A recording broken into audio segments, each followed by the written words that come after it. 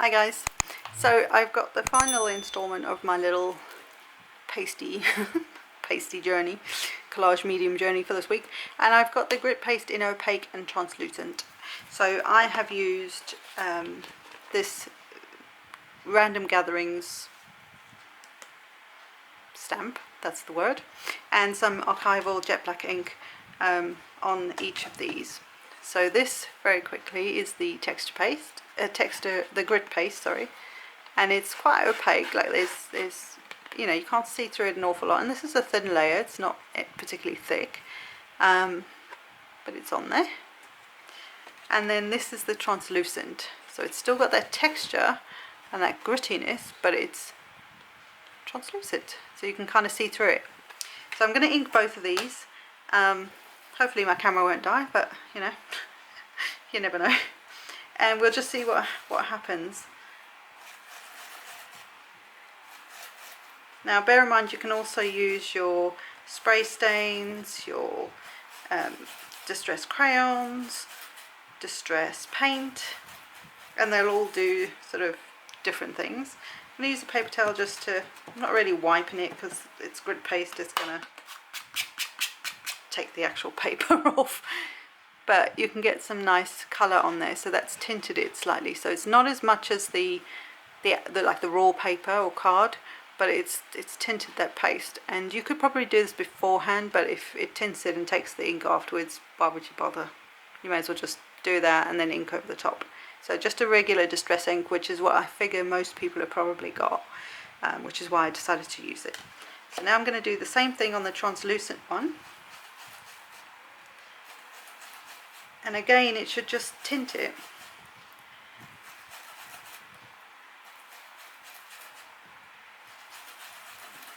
Just get some in the middle there. That'll do. And again, I'm not really, because the paper towel wants to come off on it. But there again, it's not as severe or inky, or as dark, I suppose, as the raw paper or card. But it's tinted that, and you can still, so this is great if you want to, if you like all the vintage stuff and you don't have the vintage collage medium, you could use this and an ink, or the texture pastes and an ink, and it's a different look because it's not the you know, it's not going to be exactly the, sorry about that, I knew my camera was going to die, so I'll do this a little bit quicker. So yeah, so you could make this into a vintage look if you wanted to, without having the vintage collage medium. The collage medium is flat, so there's no texture. There's a very slight sheen to it, but you'll see that in the video that I did for that. But this has almost got like, this one especially, it almost looks like sugar coated. That's what it reminds me of.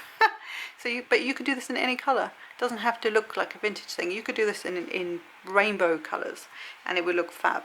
So that's the difference between the two grit pastes, and I hope this was somewhat helpful. I hope this little series this week was helpful. I'm trying to, I kind of theme things sort of, but we'll see what happens in the new year as well. So I know this week hasn't been what I'm still doing as my, you know, Halloween and Christmas things, but you could so use these for any time of year for anything. So I hope this little mini series type thing on these pastes was helpful in some way. And again, we've done this together on screen, on camera, because it was the first time I'd played with them. So I hope this was helpful, and I'll see you in the next one, guys.